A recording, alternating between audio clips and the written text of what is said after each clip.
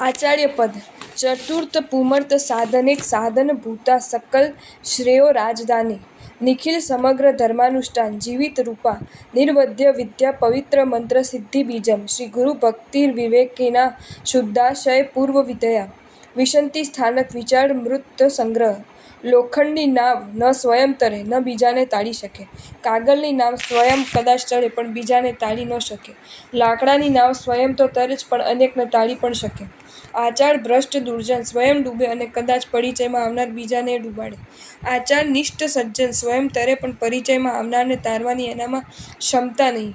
પણ આચાર્યનિષ્ઠ આચાર્ય ભગવાન સ્વયં તો તરે જ પણ અનેકને આચાર પાલનમાં સજ્જ કરવા તાળી દે. જ્ઞાનાચાર, દર્શનાચાર, ચારિત્રાચાર, તપાચાર અને વીર્યાચાર આ 5 આચારનું જેઓ સ્વયં તો પાલન કરે જ છે પણ પરિચયમાં આવનાર અનેકના જીવનમાં પણ જેઓ આ 5 આચારની પ્રતિષ્ઠા કરતા રહે છે એ આચાર્ય ભગવાન છે. આચાર્ય ભગવાનની મુખ્ય ઓળખાણ પંચ આચાર જે સુધા પાળે મારક ભાગે સાચો તે આચાર જ નમીએ ને શું પ્રેમ કરીને જાચો. આચાર્ય ભગવંતમાં આચાર પાલનની પ્રેરકતા સહજ રૂપે જે જન્મે છે એની પાછળનું મહત્વનું એક કારણ સમજી લેવા જેવું છે.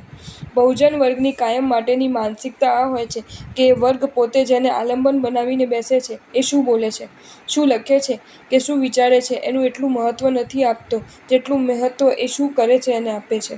સદાચારની વાતો કરનારના ખુદના જીવનમાં જો સદાચાર ક્ષેત્રે દેવાળું છે, ઉદારતાની વાતો લખનાર ખુદના જીવનમાં જો છલોછલ કૃપણતા વ્યાપેલી છે, પવિત્રતાના વિચારોમાં રમમાણનું ખુદનું જીવન જો અપવિત્રતાથી ખરડાયેલું છે તો બહુજન વર્ગ એ વ્યક્તિને પોતાના જીવનમાં આલંબનના સ્થાને ગોઠવતો નથી અને કદાચ ગોઠવી દીધો હોય છે તો એ સ્પષ્ટ જાણકારી મળી ગયા પછી એનાથી જાતને દૂર કરી દીધા વિના રહેતો નથી.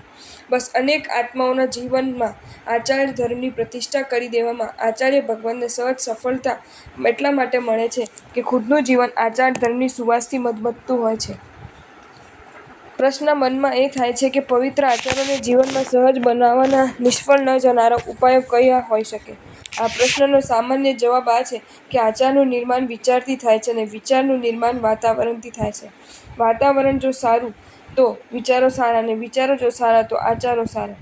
પર્વાધિરાજ પર્યુષણના દિવસોમાં ચારે બાજુ તપશ્ચર્યાનું વાતાવરણ હોવાથી ક્યારેય તપસ્યા નહીં કરનારના મનમાં તપશ્ચર્યાનો વિચારો રમતા થઈ જાય છે અને તપશ્ચર્યાના વિચાર આચારમાં રૂપાંતરિત થતા જાય છે. જ્યારે હુલ્લડના વાતાવરણમાં ચારે બાજુ મારો કાપોની હવા ચાલતી હોવાથી મનમાં વિચારો હિંસાના જ ચાલતા હોય છે અને તક મળતા જ એ વિચારો આચારમાં રૂપાંતરિત થવા લાગે છે. આચાર, વિચાર અને વાતાવરણની વાત એ કેટલા માટે કરી છે કે આચાર્ય ભગવંતો તરફથી આરાધક આત્માઓને સુંદર આચારોનું મસ્ત વાતાવરણ મળતું હોય છે. એમના તરફથી ચાલતી દેશનાઓ, એમના જીવનમાં યોજાતા શાસન પ્રભાવક પ્રસંગો, એમના જીવનમાં ચાલતી અદ્ભુત તપશ્ચર્યાઓ, એમના જીવનમાં અને એમની નિશ્રામાં યોજાતા અધ્યયન અધ્યાપનના યજ્ઞો, એમના જીવનમાં નજરે ચડતી સંયમની વિશુદ્ધિઓ, એમની આસપાસ યોજાતું અને સર્જાતું આ પવિત્ર વાતાવરણ અનેક આત્માઓને સહજ રૂપે પવિત્ર આચાર પાલન માટે પ્રોત્સાહક બનતું રહેતું હોય છે. અલબત્ત આચાર્ય ભગવાનની આચાર નિષ્ઠાની આ પ્રચંડ તાકાત તો છે જ પણ એ સિવાય એમની જ અનેક વિશેષતાઓ છે. એમાંની એક વિશેષતા એ છે કે તીર્થંકર ભગવાનની અનુપસ્થિતિમાં આચાર્ય ભગવાન તીર્થંકર તુલ્ય છે.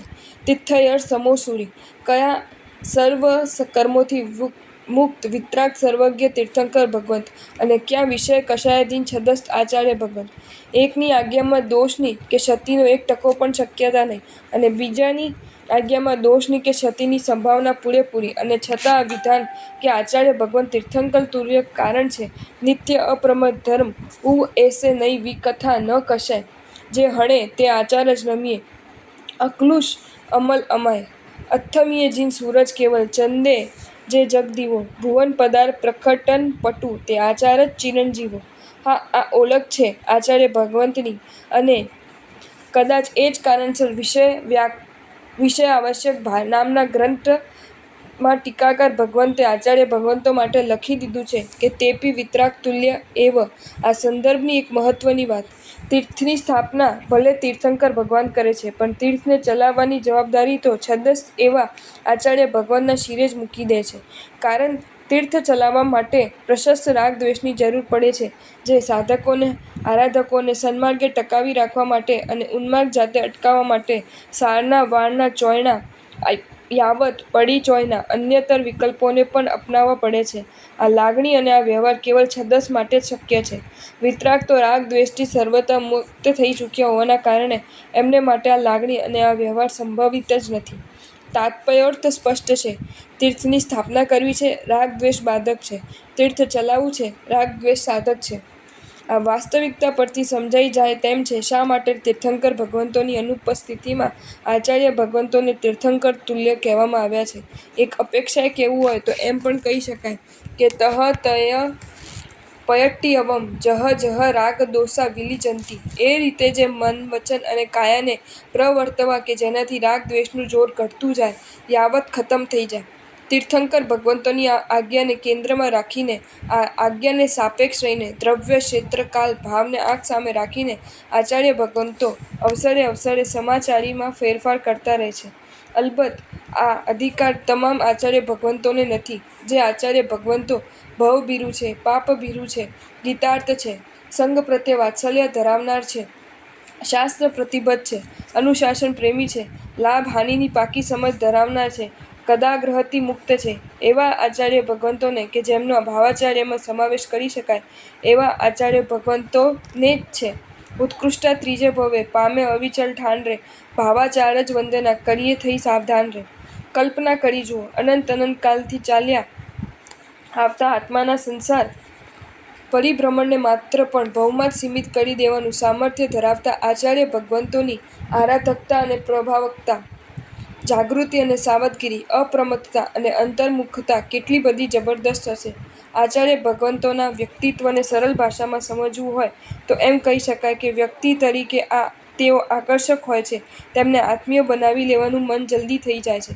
દ્રષ્ટિ એમની નિર્મલ હોય છે, વિકસિત હોય છે, ઉપાય અપાયને સમજી શકે તેવી હોય છે અને એટલે જ એમના દ્વારા શાસન રક્ષા, શાસન પ્રભાવના કાર્યો સતત થતા રહેતા હોય છે.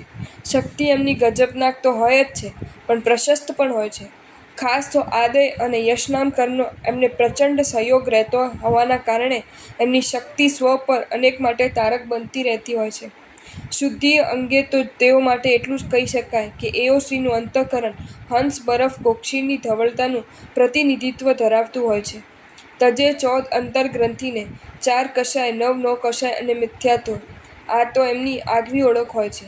આવા આચાર્ય ભગવંતો ત્રીજા ભવે સિદ્ધિ ગતિને ન વળે તો જ આશ્ચર્ય અને એમની અહોભાવપૂર્વક થતી ઉપાસના સાધકને જીન નામ કર્મની ભેટ ન ધળી તે તો આશ્ચર્ય જ છે.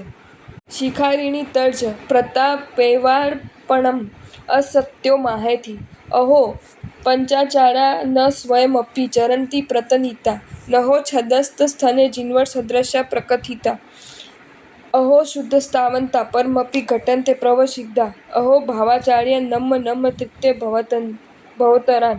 જેની ખુમારી મસ્ત છે, આચારમાં જે ચુસ્ત છે, ને સંઘની અવહેલના જોઈ હૃદયથી ત્રસ્ત છે, વડલા સમય જસ છાયામાં શ્રીસંઘ ગણ આશ્વસ્ત છે, જો આપજો આચાર્યજી અરિહંત પદની પ્રભાવના. જો તમને આ વિડીયો ગમ્યો હોય તો આ વિડીયોને લાઈક કરો અને શેર કરો અને આવા જ નવા નવા વિડીયો જોવા માટે જૈન ફેક્ટ્સ એન્ડ સ્ટોરીઝની ચેનલને સબસ્ક્રાઈબ કરો. ધન્યવાદ.